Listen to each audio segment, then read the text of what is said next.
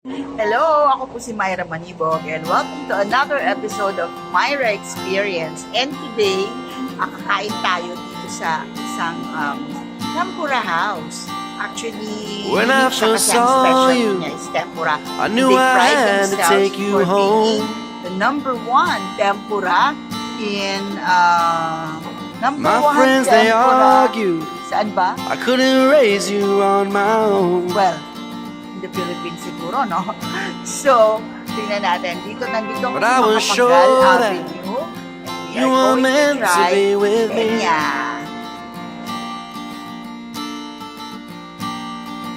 You were my angel, set from above to set me free.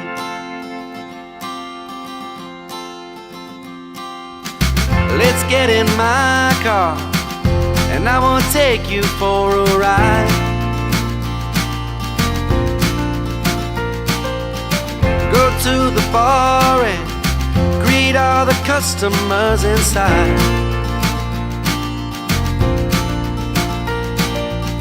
I won't forget all that you've done for Tikman my natin ang Tenyas House Blend Ice Tea. Siyempre, pang house blend dapat special.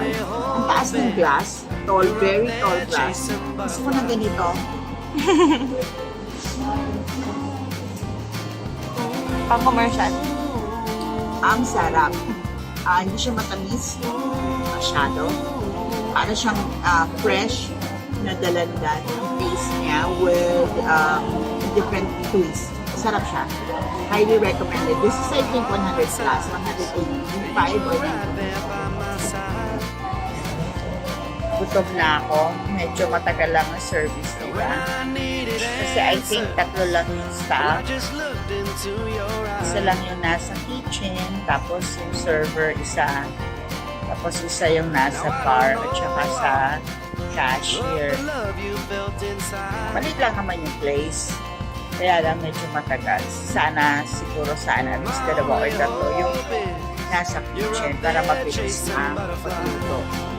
Pagod na ako kasi kanina pa kami umaga. Not really morning, pero hindi pa kami nasa kali. Ayan, pauwi na ako. Dalawang video yung hindi nag-save. Yung kumakain ako, yung video ng mga food na in-order namin at yung kumakain si Alex. Anyway, just a short recap. Yung in-order ko at in-order ni Alex sa Tenya.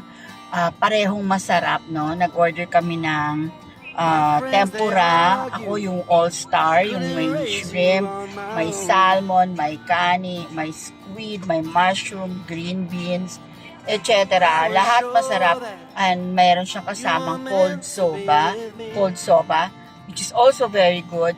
Medyo hindi lang ako satisfied sa quality ng soba kasi instant. Pero yung kanilang sauces ay napakasarap.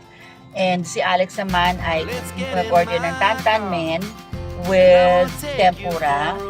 So, she was also satisfied with the taste of her ramen. Ayan. So, overall, I will keep, at saka affordable siya. Kasi yung sa akin, busog na busog ako. May rice ako, may tempura ako, meron akong cold soba. Nasa 400 plus lang. And yung kay Alex is 465. It's a combination of both. Tignan ko yung side niya. It's a combination of, kumbaga, it's a pair of ramen and tempura. So, 465. So, affordable, di ba? Very affordable and masarap. So, I highly recommend Tenya. I will give it 4 stars just because yung noodles nila ay instant. Kung talagang they prepared their own noodle and mas maganda yung quality ng noodle, it would have been 5 stars, diba? Ayan. So, come and visit Tenya dito sa Makapagal Avenue, beside Ayala Mall. See you next time. Thank you for watching. Don't forget to like and subscribe my channel. Bye.